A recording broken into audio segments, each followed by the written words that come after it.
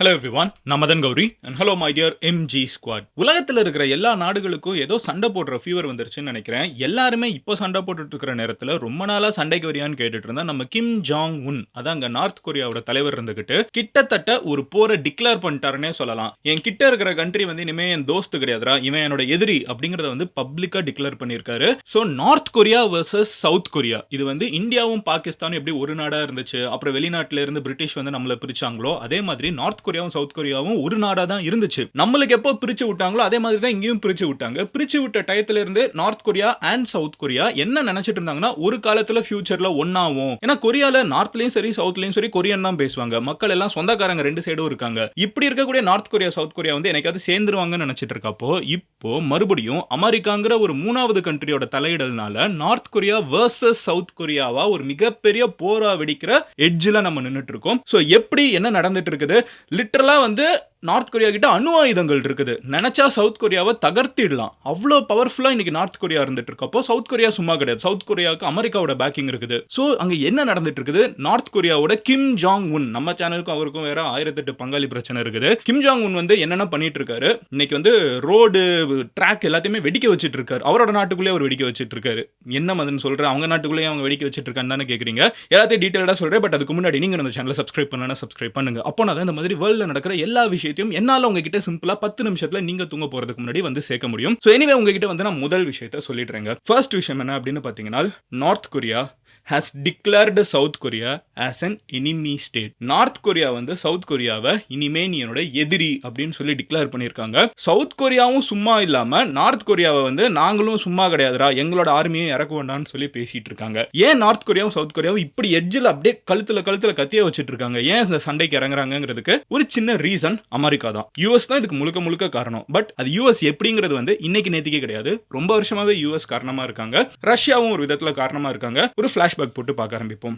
World வார்லாம் நடந்துட்டு இருந்த time இருக்குல்ல, பேசிக்கா நம்மள பிரிட்டிஷ் ஆட்சி செஞ்சுட்டு இருந்த காலகட்டத்தில் நார்த் கொரியா சவுத் கொரியா வந்து ஒரு கொரியாவா இருந்துச்சு. இந்தியா பாகிஸ்தான் பங்களாதேஷ்ல எப்படி ஒரு கண்ட்ரியா இருந்துச்சோ அந்த மாதிரி அப்போ வந்து நார்த் கொரியா சவுத் கொரியா கிடையாது, கொரியா. அந்த கண்ட்ரியை ஜப்பான் வந்து ஆக்கியூபை பண்ணிட்டாங்க. நம்மள பிரிட்டிஷர்ஸ் ஆட்சி செஞ்சாங்க. அங்க கொரியாவை வந்து ஆட்சி செஞ்சுட்டு இருந்தது யாருன்னு பார்த்தீங்கன்னா ஜாப்பனீஸ். ஓகேவா, இரண்டாம் உலகப் போர்ல ஜப்பான் வந்து தோத்துட்டாங்க. கரெக்டா, இரண்டாம் உலகப் போர்ல ஹிரோஷிமா நாகசாக்கி அது ரெண்டு மேலேயும் குண்டு விழுகுது. ஜப்பான் வந்து கம்ப்ளீட்டா சரணடைஞ்சிடறாங்க, தோத்ததை ஒத்துக்கிறாங்க. அப்போ ஜப்பான் வந்து எங்கெங்க கண்ட்ரிஸை பிடிச்சி வச்சிருந்தாங்களோ அந்த கண்ட்ரி எல்லாம் யாரோட ஆயிடுதுன்னு பார்த்தீங்கன்னா அமெரிக்கா ரஷ்யா வந்து அப்போ டேக் டீம் போட்டு சண்டை போட்டாங்க. ஸோ உலகப் போர்ல ஒரு சைடு ஜப்பான் ஜெர்மனிலாம் இருந்தாலும் ஆப்போசிட்ல ரஷ்யா அமெரிக்கால ஒரு டீமா இருந்தாங்க. இப்போ இந்த ரஷ்யா அமெரிக்கால ஒரு டீமா இருக்காங்கல்ல, அவங்க என்ன பண்றாங்கன்னு பாத்தீங்கன்னா ஜப்பான் வந்து ஆக்கியூபை பண்ணி வச்சிருந்த கொரியாவை அவங்க போய் பிடிச்சிடுறாங்க. ஓகேவா, சோ இப்போ கொரியா வந்து ஓவர் நைட்ல ஜப்பான் கண்ட்ரோல்ல இருந்து யூஎஸ் அண்ட் ரஷ்யாவோட கண்ட்ரோலுக்கு கொரியா போயிடுது. ஆனா யூஎஸ்க்கும் ரஷ்யாவுக்குமே வந்து ஒரு சந்தர்ப்பத்தினால ஒன்னா இருந்து சண்டை போடுறவங்க தானே தவிர ஃப்ரெண்ட்ஸ் எல்லாம் கிடையாது. புதுசா ஒரு கேக் கிடைச்சிருக்கு, இந்த கேக்கை பிரிச்சு எடுத்துக்கலாம் அப்படின்னு முடிவு பண்ணிட்டு நார்த் கொரியாவை ரஷ்யாவும் சவுத் கொரியாவை அமெரிக்காவும் பிரிச்சு எடுத்துக்கிறாங்க. லிட்டரலா இந்த டிஸ்கஷன் அப்போ யாரு நார்த் எடுத்துக்கணும் யாரை சவுத் எடுத்துக்கணும், முதல்ல ஒரு கண்ட்ரியை ரெண்டா பிரிக்க போறோம், இந்த டிஸ்கஷன் எதுலயுமே கொரியன்ஸ் பார்ட்டிசிபேட்டே பண்ணல. யோசிச்சு பாருங்க, கொரியா மக்கள் ஆயிரக்கணக்கான வருஷமா அவங்க மண்ணுல வாழ்ந்துட்டு இருக்காங்க. அவங்கள கேட்காம சில பேர் வீடு கூட ரெண்டா பிரிஞ்சு போகுது, திடீர்னு நடுவில் ஒரு லைன் போடுறாங்க, வீடுகள் கூட பிரிய போகுது, சொந்தக்காரங்க அந்த சைடு இருக்காங்க, அப்பா இன்னொரு கண்ட்ரிக்கு வேலைக்கு போயிருக்காருங்கிற மாதிரி. திடீர்னு தமிழ்நாட்டை வந்து ரெண்டா பிரிக்கிறோம்னு சொன்னா எப்படி இருக்கும், தமிழ்நாடு வந்து ஒரு தனி கண்ட்ரியாக போறோம், அதை ரெண்டா பிரிக்க போறோம், மதுரைக்கு மேல இருக்கிறது ஒரு கண்ட்ரி, மதுரைக்கு கீழே இருக்கிறது ஒரு கண்ட்ரின்னு சொன்னா எப்படி இருக்கும். அந்த மாதிரி ஓவர் நைட்ல இவங்க ரெண்டு பேரும் ரஷ்யா வந்து நாங்கள் நார்த் சைடு எடுத்துக்கிறோம் அப்படின்னு சொல்லிட்டு நார்த் கொரியாவை எடுத்துக்கிறாங்க, சவுத் சைடு வந்து நாங்கள் சவுத் கொரியாவை எடுத்துக்கிறோம் அப்படின்னு சொல்லிட்டு அமெரிக்கா சவுத் கொரியாவை எடுத்துக்கிறாங்க. இதில் அமெரிக்காவுக்கும் ரஷ்யாவுக்கும் இருக்கிற ஒரு மிகப்பெரிய டிஃபரன்ஸ், ரஷ்யா வந்து ஒரு கம்யூனிஸ்ட் கண்ட்ரி. ஸோ அவங்க என்ன பண்ணுறாங்கன்னு பார்த்தீங்கன்னா இங்கே வந்து ஒரு கம்யூனிஸ்ட் கவர்மெண்ட்டை நார்த் கொரியாவில் வச்சு விட்டுறாங்க. சவுத் கொரியா வந்து அமெரிக்காவோட கையில் இருக்கல, அமெரிக்கா வந்து டெமோக்ரஸியை வந்து சவுத் கொரியாவில் கொண்டு வரணும்னு நினைக்கிறாங்க. டெமோக்ரஸிங்க பேரில் ஆனால் அமெரிக்கா என்ன பண்ணாங்கன்னு பார்த்தீங்கன்னா அவங்களுக்கு ஏற்ற மாதிரி யார் அங்கே ஜெயிப்பாங்களோ அந்த மாதிரி ஆட்களையே சப்போர்ட் பண்ணுறது, அவங்கள ஜெயிக்க வைக்கிறதுன்னு சொல்லிட்டு அமெரிக்கா ஒரு வேலை டெமோக்ரஸின்னு சொல்லி வச்சிருந்தாங்க. நார்த் கொரியால வந்து கிம் இல் சங் அப்படிங்கிற ஒருத்தர், இவர் ரொம்ப வருஷமாவே ஜப்பானுக்கு எதிராக வந்து கொரியால சண்டை போட்டுட்டு இருந்தவர், ஒரு மிகப்பெரிய புரட்சியாளர். அவரை வந்து பிரசிடென்ட் அனௌன்ஸ் பண்ணி நார்த் கொரியா ஒரு கம்யூனிஸ்ட் கண்ட்ரியா மாத்துறாங்க. இந்த கிம் உல் சங் இருக்கார்ல, இவரு தான் இன்னைக்கு இருக்கிற கிம் ஜாங் உன்னோட தாத்தா. ஓகேவா, 3 ஜெனரேஷன் அவங்க தான் ஆட்சி செஞ்சுட்டு இருக்காங்க. அதுக்கப்புறம் அது கம்யூனிசம் வந்து டிக்டேட்டர்ஷிப்பா மாறிடுச்சு, அவங்களே ஆட்சி செஞ்சுட்டு இருக்காங்க. இப்போ நார்த் கொரியாவை வந்து ரஷ்யா சப்போர்ட்டட் ஒரு டிக்டேட்டர்ஷிப், சவுத் கொரியா வந்து அமெரிக்கா சப்போர்ட்டட் ஒரு டெமோக்ரஸி. இதுதான் வந்து நார்த் கொரியா வர்சஸ் சவுத் கொரியால இருக்கிற விஷயம். 1950ல என்ன ஆகுதுன்னு பார்த்தீங்கன்னா, நார்த் கொரியாவோட கிம் உல் சங் இருக்கார்ல, அவர் என்ன டிசைட் பண்றாருன்னா, நம்ம 2 பேருமே கொரியன் மக்கள். அமெரிக்கன் யாரு நம்மள வந்து பிரிச்சு வைக்கிறதுக்கு, ரஷ்யன் யார் நம்மள பிரிச்சு வைக்கிறதுக்கு, நம்ம ஒரு கண்ட்ரியா மாறிடுவோம்னு டிசைட் பண்ணிட்டு, சவுத் கொரியால வந்து அமெரிக்கா சப்போர்ட் பண்ற ஒரு கவர்மெண்ட் இருந்தாலும் இன்னொரு நாட்டுக்குள்ள புகுந்துடுறாரு. சோ நார்த் கொரியா வந்து சவுத் கொரியாக்குள்ள புகுந்துடுறாங்க. புகுந்து ஒரு மிகப்பெரிய போரை சண்டை போடுறாங்க. அவங்களோட கோலே என்னன்னு பாத்தீங்கன்னா, சவுத் கொரியா வந்து ஒரு கொரியா, அந்த ஒரு கொரியா வந்து எங்க கண்ட்ரோல்ல இருக்கணும்னு சொல்லிட்டு நார்த் கொரியா வந்து 1950ல படையெடுத்துட்டாங்க. ஆல்மோஸ்ட் புடிச்சிட்டாங்க. ஓகேவா? அப்படியே தள்ளி தள்ளி தள்ளி சவுத் கொரியால வந்து கன்னியாகுமரி வரைக்கும் வந்துட்டாங்கன்னா எப்படி இருக்கும்? அந்த அளவுக்கு வந்து கடைசி புள்ளி வரைக்கும் போயிட்டாங்க. பட் அப்போ வந்து அமெரிக்கன் சப்போர்ட்டோட மறுபடியும் பதிலுக்கு இறங்கி அமெரிக்காவோட அலைட் ஃபோர்ஸஸ் எல்லாருமே உள்ளுக்குள்ள இறங்கி பல நாடுகளோட சண்டை போட்டு மறுபடியும் சவுத் கொரியா வந்து மேல தள்ளி நார்த் கொரியாவோட எட்ஜ் காஷ்மீர் வரைக்கும் இவங்க ரிவர்ஸ்ல போயிட்டு எப்படி இருக்கும்? 2 பேரும் மாத்தி மாத்தி சண்டை போட்டுட்டு இருக்கப்ப சரி ஓகே வெயிட் பண்ணு. இப்படியே சண்டை போட்டுட்டு இருந்தா என்ன ஆகுது? ஏன்னா 3 வருஷம் சண்டை போட்டாங்க. 30 லட்சம் பேருக்கு மேல இறந்து போனாங்க. 1950ல இருந்து 1953 வரைக்கும் 30 லட்சம் பேர் இறந்து போறாங்கன்னு எத்தனை பேர்னு யோசிச்சு பாருங்க. நம்ம ஊர்ல இருக்கிற நிறைய சிட்டிஸே வந்து கம்ப்ளீட்டா பிணங்களா மாறினா இப்படி இருக்கும். அத்தனை பேர் இறந்து போறாங்க. சோ என்ன டிசைட் பண்றாங்கன்னா, நடுவுல வந்து ஒரு லைனை உருவாக்குறாங்க. இந்த லைனுக்கு வந்து 38th parallelனு சொல்லுவாங்க. இது வந்து ஒரு டீமிலிட்டரைஸ்டு ஜோன். ஓகேவா? இந்த இடத்துல வந்து நம்ம ஆயுதங்கள்லாம் யூஸ் பண்ணக்கூடாது, சண்டைலாம் போடக்கூடாது. இந்த இடத்துல நம்ம அமைதியா இருந்துப்போம். நார்த் கொரியா நீ நார்த் கொரியாவா இருந்துக்கோ, சவுத் கொரியா நீ சவுத் கொரியாவே இருந்துக்கோன்னு சொல்லிட்டு 1953ல ஒரு அக்ரிமெண்ட்டுக்கு வராங்க. டெக்னிக்கலி பாத்தீங்கன்னா அவங்க போரை வந்து நிறுத்தல, இந்த இடத்துல சண்டை போட மாட்டோம்னு சொல்லிட்டு அந்த ஒரு இடத்த வந்து சண்டை நிறுத்தி வச்சிடுறாங்க.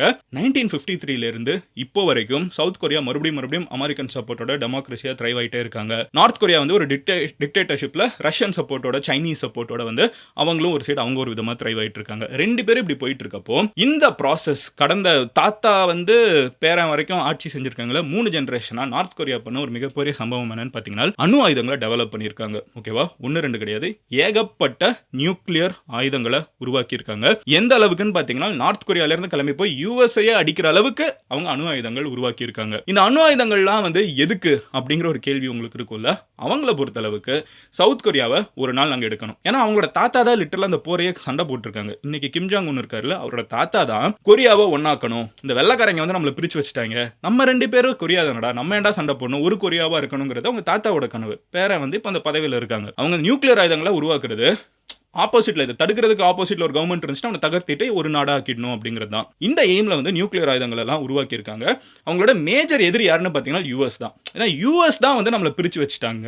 யூஎஸ் தான் வந்து, ஏன்னா ஆல்மோஸ்ட் ஒரு கொரியாவா இருக்கும், பிரச்சனையே கிடையாது. ஒரு கொரியாவா சேர வேண்டியதை வந்து மறுபடியும் அமெரிக்க ராணுவம் உள்ளுக்குள்ள வந்து சவுத் கொரியா நார்த் கொரியான்னு பிரிச்சு வச்சுட்டாங்க. தாத்தா கண்ட கனவெல்லாம் கஷ்டமாயிடுச்சு. அது வந்து பிரதிபலிக்க விடாம விட்டது அமெரிக்கா தான். ஸோ அமெரிக்கா வந்து ஒரு மோசமான கண்ட்ரிங்கிறத வந்து நார்த் கொரியால சொல்லி சொல்லி சொல்லி ஒரு ஜெனரேஷனே வளர்த்துருக்காங்க. இப்போ இந்த ஜெனரேஷன் தான் வந்து பவர்ல எல்லாம் இருக்காங்க. So coming back to topic என்னன்னு பாத்தீங்கன்னா, இன்னைக்கு இருக்கிற சிச்சுவேஷன் என்ன? ஓகே, இதெல்லாம் நடந்துட்டு இருக்கா? சவுத் கொரியா இருக்குது, நார்த் கொரியா வந்து ஒரு க்ளோஸ்டு கண்ட்ரின்னு எல்லாருமே பேசுவோம். சவுத் கொரியா வந்து ஒரு மோர் ஓப்பன், கே பாப் அதெல்லாம் நம்ம கேள்விப்படுறோம், ரொம்ப ஓப்பனான ஒரு கண்ட்ரின்னு கேள்விப்படுவோம். இப்போ நார்த் கொரியால இருந்து நிறைய பேர் எனக்கு அங்க இருக்க பிடிக்கலன்னு சொல்லிட்டு சவுத் கொரியாவுக்கு ஓடி வந்தவங்க எல்லாம் இருப்பாங்கல்ல, அவங்க எல்லாம் இப்போ ரீசென்ட் டைம்ல என்ன பண்ண ஆரம்பிச்சிட்டாங்கன்னு பாத்தீங்கன்னா, இந்த மாசம் மட்டுமே 3 முறை ட்ரோன்லாம் அனுப்பிச்சு ஒரு பலூன்லாம் அனுப்பிச்சு நார்த் கொரியா ஒரு மோசமான கண்ட்ரி, உங்களுக்கு உலகத்தை பற்றி சொல்ல மாட்டேங்கிறாங்க பாருங்க, வெளியில் என்னென்ன இருக்குது தெரியுமா, உங்களை ஏமாற்றி இவங்க ஆட்சியில் வச்சு உங்களை வந்து அடிமையாக உட்கார வச்சிருக்காங்கன்னு சொல்லிட்டு நார்த் கொரியாவோட சுப்ரீம் லீடரான இன்னைக்கு பேரன் இருக்கார்ல கிம் ஜாங் உன், அவருக்கு எதிராகவே நிறைய பேம்ப்ளெட்ஸ் எல்லாம் உள்ளுக்குள்ள போடப்பட்டு இருக்குது. இதை யார் போட்டாங்கன்னா, இவங்க நாட்டில இருந்து வெளியே வந்து சவுத் கொரியாவில் தஞ்சாம் புகுந்தவங்க இருப்பாங்களா, அவங்க நாட்டுக்கு எதிராகவே, அவங்க நாட்டு தலைவருக்கு எதிராகவே மக்களை வந்து ஒரு புரட்சியில் உருவாக்குற மாதிரி ட்ரோனு பலூன் எல்லாம் யூஸ் பண்ணி லெட்டர்ஸ் அனுப்புறாங்கன்னு சொல்றாங்க.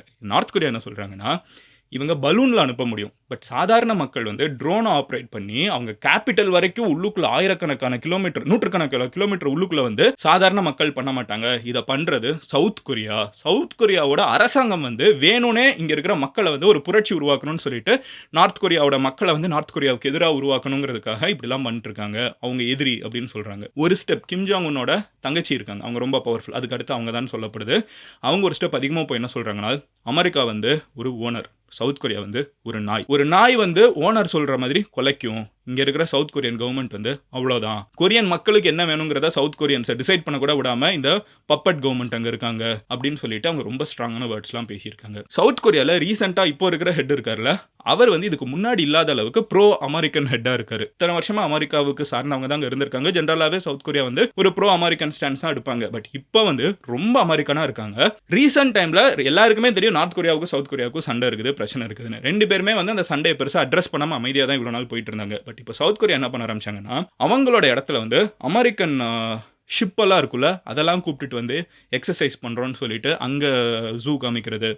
அப்புறம் வந்து சவுத் கொரியா இருந்துகிட்டு அமெரிக்காவோட இன்னும் இன்வால்மெண்ட் உங்களோட ஆர்மியை வந்து எங்க நாட்டில் அதிகமாக்கிக்கோங்கன்னு சொல்லி பேசுறது. இந்த விஷயங்களை நார்த் கொரியாவுக்கு ரொம்ப பெரிய ட்ரிகர் பாயிண்டா இருக்குது. ஸோ இதெல்லாம் வச்சுட்டு தான் வந்து கிம் ஜாங் உன் என்ன சொல்றாருன்னா, ரொம்ப நாளா வந்து நாங்கள் ஒன்னாகணும்னு நினைச்சோம். பட் இப்போ ரொம்ப தெளிவா தெரியுது இவங்க எங்களோட எதிரி. ஒன்னாகிறதுனா அந்த டீமிலிட்டரைசேஷன்லாம் பண்ணி முடிச்சு எல்லாம் பங்காளிங்கப்பா ஒன்னா சேர்ந்து போங்கிறது. இப்போ இவங்க கூட சண்டை போட்டு தான் இதை நம்ம தீர்வு கட்டணும்னு எங்களுக்கு தோணுது அப்படிங்கிற மாதிரி பேசிட்டு கொஞ்ச நாளுக்கு முன்னாடி வந்து 2018 if I am not wrong அந்த டயத்தில் வந்து நிறைய 2 கண்ட்ரியுமே இன்ஃபேக்ட் ரொம்ப ஃப்ரெண்ட்ஸ் ஆகிற ஒரு காலகட்டமாக கூட இருந்துச்சு. இன்ட்ரெஸ்டிங்காக இப்போ ட்ரம்ப் ஆட்சியில் இருந்தார். அப்போ என்ன நடந்துச்சுன்னு பார்த்தீங்கன்னா, சவுத் கொரியா வந்து ஃபண்டு பண்ணி காசு கொடுத்து லோன் கொடுத்து நார்த் கொரியாவில் நிறைய ரோட்ஸ் போட்டாங்க, சில இன்ஸ்டிடியூஷன்ஸ்லாம் கூட பில்ட் பண்ணாங்க. இப்போ நார்த் கொரியா வந்து சவுத் கொரியாவில் இருக்கிற கவர்மெண்ட் வந்து திடீர்னு ரொம்ப ப்ரோ அமெரிக்கனாக போயும் ரொம்ப ஆன்டி நார்த் கொரியாவும் போய் இந்த மாதிரி பலூன் எல்லாம் உள்ள விடுறதெல்லாம் பார்த்துட்டு ட்ரிகர் ஆகி நார்த் கொரியா என்ன பண்ணிட்டாங்கன்னு பார்த்தீங்கன்னா, அவங்க ஊருக்குள்ள சவுத் கொரியா கொடுத்த காசை வச்சு போட்ட ரோடு, ரயில்வே நெட்வொர்க் இதெல்லாம் இருக்குல்ல, இதெல்லாத்தையுமே குண்டு வச்சு தகர்த்துறாங்க. இது சிம்பாலிக்கா என்ன சொல்லுதுன்னு பாத்தீங்கன்னா, எனக்கும் கூட பழக்கமே கிடையாதுடா, போடா எனக்கு உனக்கு சம்மந்தமே கிடையாதுடா அப்படின்னு சொல்ற மாதிரி. இது போக என்னன்னு பாத்தீங்கன்னா, நடுவில் வந்து இந்த டிமிலிட்டரைஸ்டு ஜோன் சொல்றேன்ல, இந்த இடத்துல வந்து 2 சைடுல இருக்கிறவங்க எல்லாம் வந்து சொந்தக்காரங்க எல்லாம் பாத்துக்கிறதுக்கெல்லாம் வாய்ப்பு இருந்துச்சு. அந்த இடத்த எல்லாத்தையுமே தகர்த்திட்டாங்க. அந்த இடத்துல ஆன்டி டேங்க் ஆயுதங்களை வந்து வச்சிருக்காங்க. ஒருவேளை சவுத் கொரியால இருந்து உள்ள டேங்க் வந்துச்சுன்னா அதை தடுக்கிற மாதிரி குண்டுகள் அங்கங்க பதுக்கி வச்சிருக்காங்க. சோ லிட்டரலா நார்த் கொரியா வந்து ஒரு போருக்கு ரெடி ஆயிருக்காங்க. இது சாதாரண விஷயம் கிடையாது, ஒரு மிகப்பெரிய போருக்கு ரெடி ஆயிருக்காங்க. எப்படி நார்த் கொரியா இப்போ இவ்வளவு கான்ஃபிடென்ட்டா இதெல்லாம் பண்றாங்கங்கிறப்போ ஒரு கான்ஸ்பிரசி தியரி இருக்குது. அந்த கான்ஸ்பிரசி தியரி என்னன்னு பாத்தீங்கன்னா, நார்த் கொரியாவோட நார்த் பார்டர்ல கொரியா நார்த் கொரியாவோட நார்த் பார்டர் இருக்குல்ல, அங்க ரஷ்யாவோடையும் சைனாவோடையும் பார்டர் இருக்குது. இந்த பார்டர்ல என்ன சொல்றாங்கன்னு பாத்தீங்கன்னா, ரீசன்ட் டைம்ஸ்ல நார்த் கொரியா நிறைய ஆயுதங்களை டெவலப் பண்ணி வச்சிருக்காங்க சவுத் கொரியாவை பிடிக்கணும்னு. ஆனா இது எங்கேயுமே அவங்க டெஸ்ட் பண்ணது கிடையாது. இந்த ஆயுதங்களை டெஸ்ட் பண்றதுக்கு அவங்க ஒரு நல்ல ஆப்பர்ச்சுனிட்டியா யூஸ் பண்ணிருக்கிறது இன்னைக்கு நடந்துட்டு இருக்க ரஷ்யா உக்ரைன் போர்ல. நார்த் கொரியாவும் ரஷ்யாவும் ஃப்ரெண்ட்ஸ். ஸோ நார்த் கொரியா என்ன பண்றாங்கன்னா, அதிகமான விலைக்கு வந்து ரஷ்யா கிட்ட வெப்பன்ஸை கொடுத்துடுறாங்க. இந்த வெப்பன்ஸை ரஷ்யா வந்து